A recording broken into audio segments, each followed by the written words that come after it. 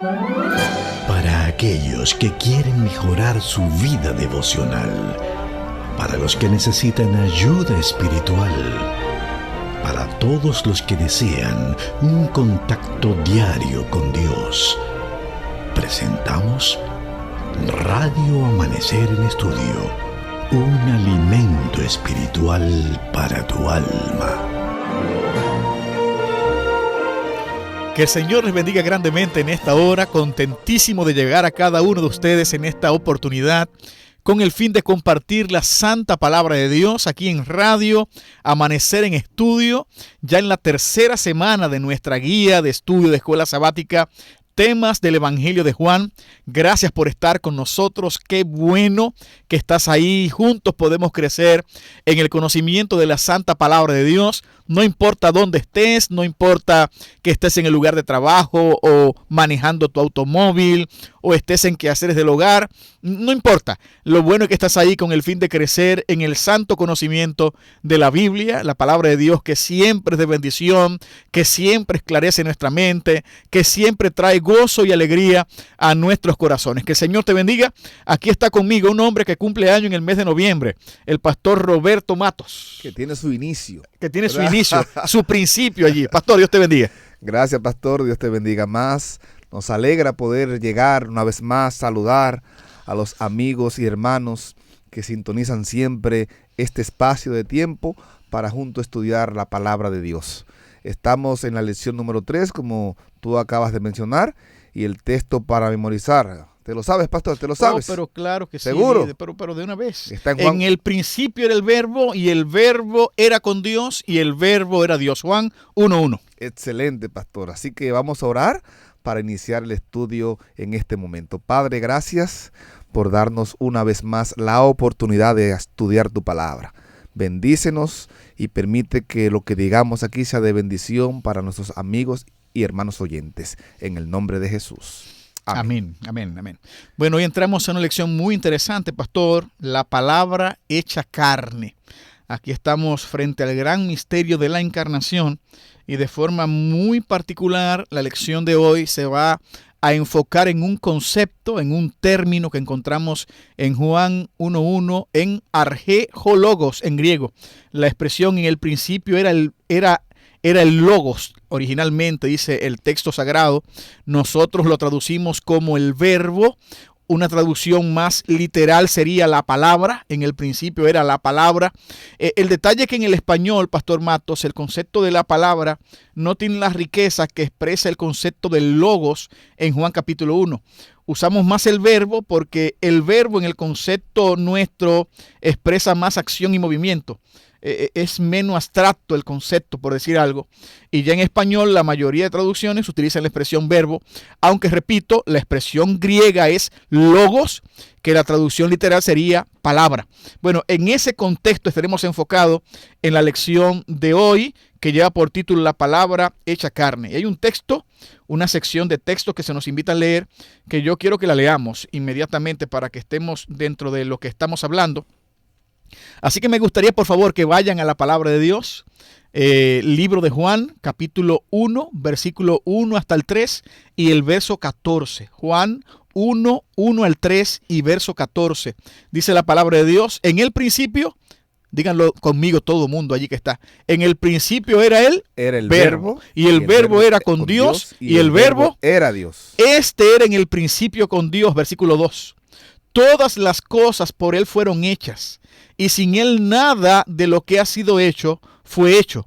Y dice Juan 1:14, y aquel verbo fue hecho carne, y habitó entre nosotros, y vimos su gloria como del unigénito del Padre, lleno de gracia y de verdad. Si leyéramos la expresión literal del texto griego, diría, y aquel logos fue hecho carne. Entendamos bien. Entonces, pastor, es interesante que podamos entender qué es el logo según la concepción de Juan. Cómo Juan entendía este concepto para que podamos entender la riqueza del texto aquí presentado. Así es, pastor. Es un misterio. Ya hemos estado mencionando. Si usted toma el hecho de que Dios, la divinidad, se encarnó, entró en un cuerpo humano, es un misterio, porque tomando en cuenta lo que nos dice en el libro de las Crónicas, capítulo 2, cuando Salomón construye el templo, el majestuoso templo, Salomón en su oración dijo: Señor, siendo que los cielos de los cielos no te pueden contener. En otras palabras, Dios no está sujeto a un espacio, a un lugar determinado. Para Dios no hay un espacio, Dios habita la eternidad. Pero ese misterio que en los tiempos de Salomón, cuando construye el templo, se hizo realidad porque vimos que la gloria de Dios cubrió el tabernáculo, cubrió el templo, y allí habitó entonces completamente. Dios allí se hizo presente. Ahora ese misterio se hace mayor porque no solamente se presenta dentro de un templo, un espacio mayor que un cuerpo humano, en un cuerpo de un niño o un cuerpo de un ser humano, un hombre ya desarrollado. Aún sea niño o un hombre, el misterio es grande porque allí Juan presenta que habitó toda la plenitud de la deidad y vimos su gloria como la del unigénito del Padre, lleno de gracia y de verdad. Dios habitó y Juan pudo verlo, y muchos de los que estuvieron allí también pudieron verlo, pudieron ver las obras que estaba haciendo, las que él hizo, y esas obras, esos milagros que él hizo, lo hizo realmente porque Dios estaba en él, porque él era Dios encarnado. Los milagros, las obras que él presenta, que él hizo en el Evangelio de Juan, son hechos realmente que solamente puede Dios hacer. Crear, dar vida, es algo que solamente Dios puede hacer, y es por eso que Juan está enfatizando en su Evangelio que ese Jesús que vino, tenemos que creer en él, porque creyendo en él tenemos vida y vida eterna. Muy interesante, pastor. Este concepto de logos es un concepto muy rico dentro del plano filosófico. Si usted buscara en la internet, en Google, y usted se pusiera a buscar el concepto de logos, usted va a encontrar diferentes conceptos filosóficos del término. Yo señalaba el sábado pasado que cuando vamos a interpretar la Biblia, el concepto hermenéutico, la hermenéutica bíblica, la interpretación del texto bíblico, una de las formas más importantes de poder entender la verdad del texto es haciendo un análisis histórico. O sea, la Biblia se escribe en un contexto específico, se escribe en un tiempo específico, se escribe en un lugar específico. Es importante conocer diferentes elementos del contexto en que un autor escribe cierto relato bíblico o cierto concepto bíblico, para usted no traspolar todas las ideas a República Dominicana, porque la Biblia no se escribió en República Dominicana. Hay que aprender incluso en el texto bíblico a separar cultura de principios. Hay elementos culturales que son muy propios de un momento dado, de una cultura dada, de un entorno dado, y usted necesita poder hacer una separación de una cosa u otra. Juan, cuando está haciendo referencia a logos, ya ese concepto era un concepto muy usado en su tiempo. Siglos antes de Juan, desde el siglo V a.C., ya el concepto de logos imperaba y era conocido. Hay diferentes autores, por ejemplo, que hacen mención a este concepto. Por ejemplo, Heráclito de Éfeso escribió en el siglo V a.C. y este subrayaba que la ley o el principio estaba garantizado en el universo mediante un poder divino al que él llamaba logos. O sea, logos para Heráclito de Éfeso era el poder regente, era un tipo de Dios que gobernaba o que regía. Este concepto también los tenían los estoicos, que también el pastor Matos hizo referencia a ellos en un momento dado, y presentaban logos con características distintas, por lo menos 3 o 4 características importantes lo señalaban los estoicos. Por ejemplo, en primer lugar, el logo se utilizaba para identificar la idea del mundo creado en la mente de Dios. En segundo lugar, según el concepto estoico, designaba el poder creador que emanaba de Dios para confeccionar el mundo creado. Y en tercer lugar, el logos, según este concepto estoico, se utilizaba también para designar el conjunto del mundo material creado. Y en cuarto lugar, se utilizaba para describir aquello que permitía a los seres humanos percibir los poderes y los principios del universo y del más allá. O sea, note que el logos tenía diferentes concepciones en la mente estoica.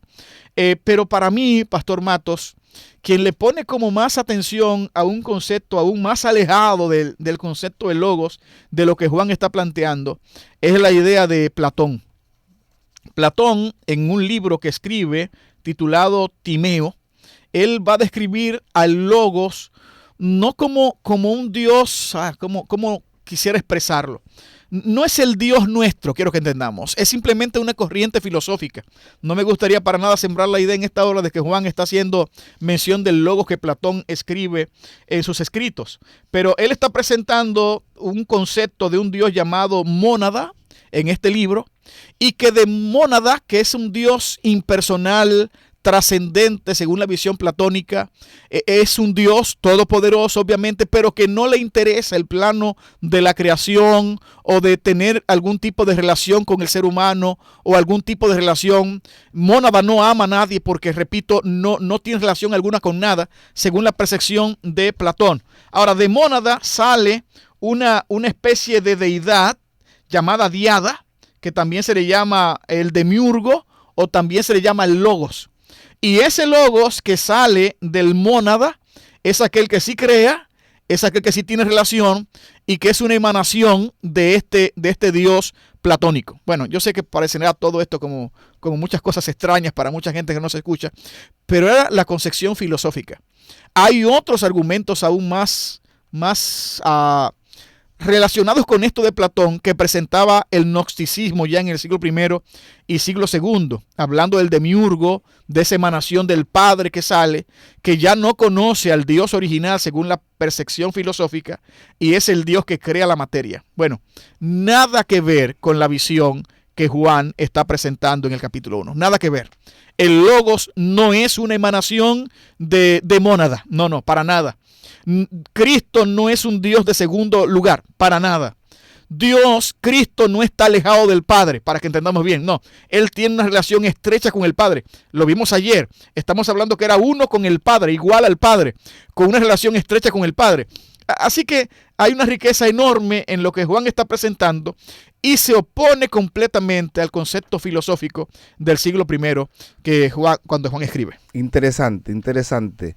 Juan está presentando al logos totalmente diferente y muy alejado de lo que Platón realmente presenta. Juan lo presenta como Dios, no solamente con Dios, sino también que lo presenta como Dios, con existencia propia. Él existía, el logos, dice la guía de estudio, que el logos ya existía desde el principio, y es lo que Juan está realmente presentando en su evangelio, independientemente de los conceptos filosóficos que Platón plantea y Heráclito y esos filósofos de la antigüedad. Juan está presentando el logos con existencia propia, que existía desde la eternidad, con vida y con existencia propia, valga la redundancia, desde el principio.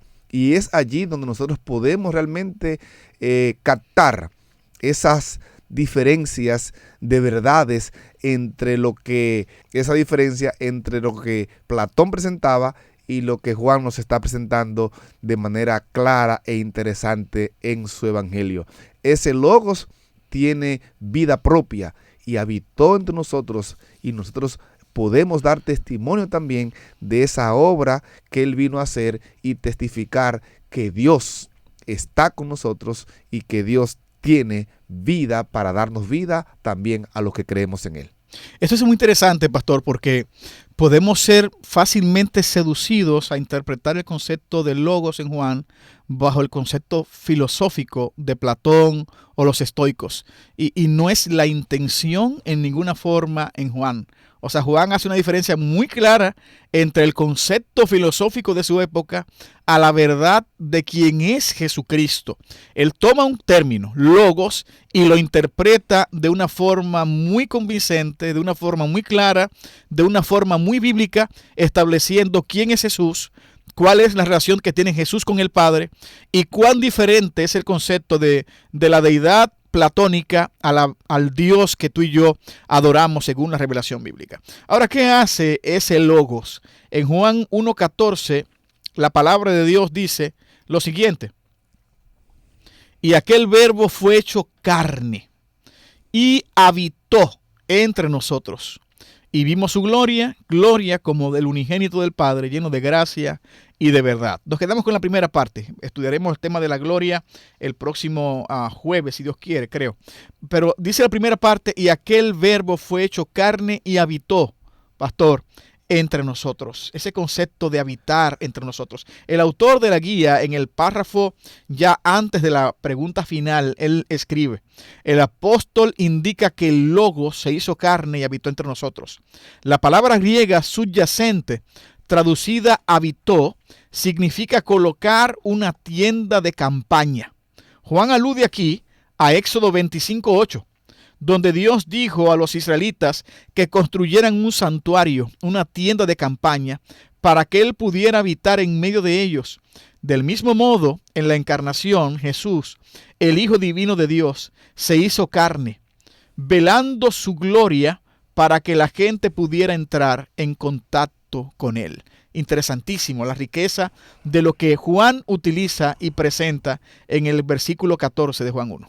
Juan está relacionando realmente esa vida persistente que había en Cristo Jesús con el Dios que se hizo carne y estaba allí ahora presente entre ellos.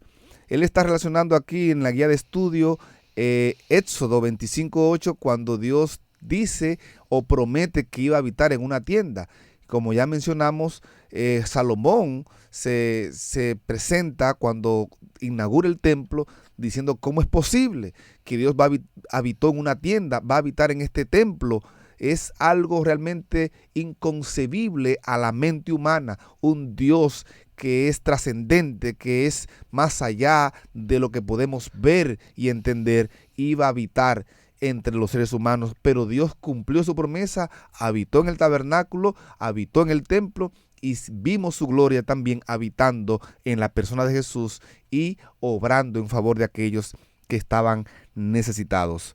Podemos decir de manera clara que cualquier estudiante que sea entendido en el estudio que hemos estado presentando en el día de hoy puede entender claramente que cuando la Biblia presenta y establece que Jesús, el verbo se hizo carne, como Juan lo presenta, está claramente presentando la divinidad de Jesús. Está hablando de que ese verbo no es que era un Dios. Cualquier entendido puede darse cuenta que ese verbo era Dios, es Dios y que habitó entre nosotros. Lo mismo sucede con Moisés. Así lo presenta también en el libro de Génesis, cuando Dios a través de su palabra creó todo cuanto existe. Ese Dios quien creó todas las cosas es el mismo Dios que a través de esa palabra hecha carne habita entre nosotros y obra milagros, sigue creando vida aún a aquellos que por causa del pecado se la ha arrebatado, como lo vimos en el caso de Lázaro cuando lo trajo de vuelta a la vida y a la existencia. Hay un pensamiento en el Comentario Bíblico Adventista, en el tomo 5, en la página 1101. Allí, en ese comentario de Elena de White, hay un párrafo muy interesante. Dice así: Cristo voluntariamente tomó la naturaleza humana. Fue un acto suyo y por su propio consentimiento. Revistió su divinidad con humanidad. Él había sido siempre como Dios, pero no apareció como Dios. Veló las manifestaciones de la deidad que habían producido el homenaje y originado la admiración del universo de Dios. Fue Dios mientras estuvo en la tierra, pero no se despojó de la forma de Dios y en su lugar tomó la forma y la figura de un hombre. Anduvo en la tierra como un hombre. Por causa de nosotros se hizo pobre, para que por su pobreza pudiéramos ser enriquecidos. Puso a un lado su gloria y su majestad. Era Dios, pero por un tiempo se despojó de las glorias de la forma de Dios. Aunque anduvo como pobre entre los hombres, repartiendo sus bendiciones por doquiera que iba, y a su orden legiones de ángeles habrían rodeado a su Redentor y le hubieran rendido homenaje. Pero anduvo por la tierra sin ser reconocido, sin ser confesado por sus criaturas, salvo pocas excepciones. ¡Wow!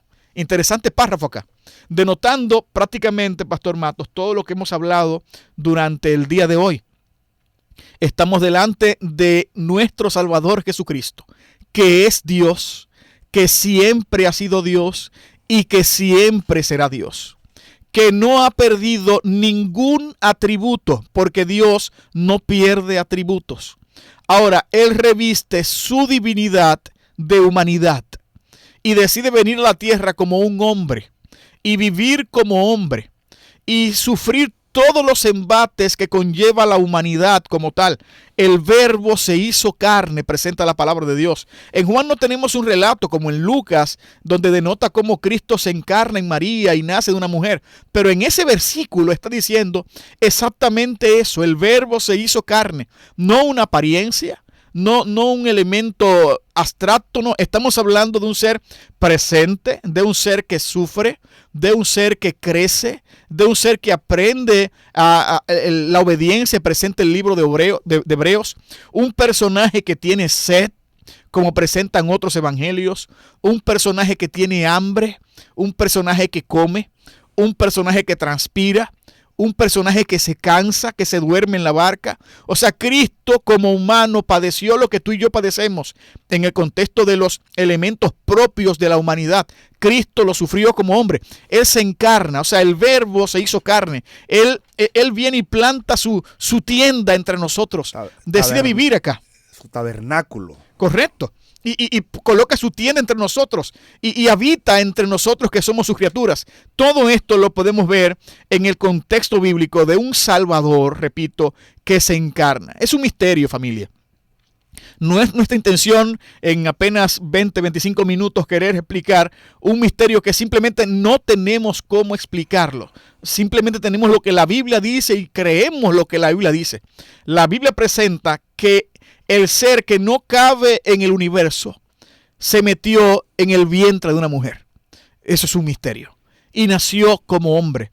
Y revistió su divinidad de humanidad. Ese verbo, ese logos, que es igual al Padre, que es como Dios, se encarnó y habitó entre nosotros de una forma increíble. Esos principios o ese concepto que Juan plantea aquí en su evangelio, vemos como los demás escritores del Nuevo Testamento también lo enfatizan.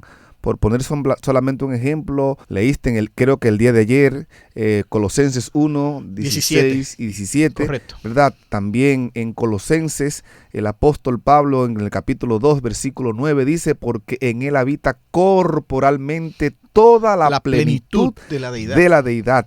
Y también conocemos el de Filipenses, capítulo 2, versículo 5 en adelante, donde Pablo presenta allí que haya pues en vosotros este sentir que hubo también en Cristo Jesús, el cual siendo en forma de Dios, no estimó el ser igual a Dios como cosa que aferrarse, sino que se despojó a sí mismo y se hizo siervo semejante a los hombres, y estando en la condición de hombre, se humilló a sí mismo, haciéndose obediente hasta la muerte y muerte de cruz. Uh-huh. Y también en Hebreos capítulo 1, verso 2 y 3 dice, en estos postreros días, Dios, habiendo hablado por el Hijo, a quien constituyó heredero de todo y por quien asimismo hizo el universo, el cual siendo el resplandor de su gloria y la misma imagen de quien sustenta todas las cosas con la palabra de su poder, y habiendo efectuado la purificación de nuestros pecados,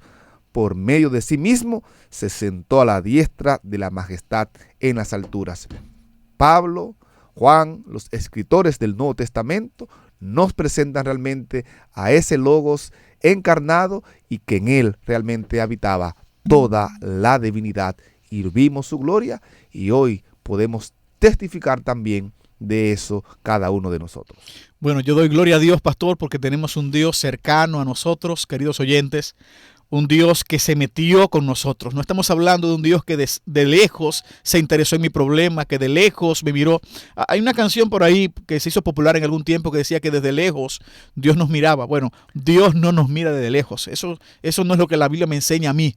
No es de lejos que Dios se interesa por mí. No es de lejos que Él se preocupa. No, Él se encarnó. Él habitó habitó entre nosotros. Él plantó el tabernáculo en medio de mi vida y se encarnó con el fin de salvarnos. Ese es el Dios que tú y yo tenemos, familia. Un Dios al que le importamos, un Dios que no nos mira desde lejos, sino que está ahí bien cerca de cada uno de nosotros. Te invito para que juntos hablemos con el Señor y terminemos el estudio en esta hora.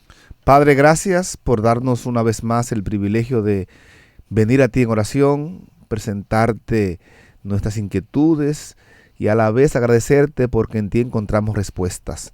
Ayúdanos a poder cada día comprender y entender el mensaje de tu palabra, reconocerte como el Logos, el Verbo divino que habitó entre nosotros, y a través de ti podemos obtener salvación y vida eterna. Guía a cada radio oyente en el nombre de Jesús.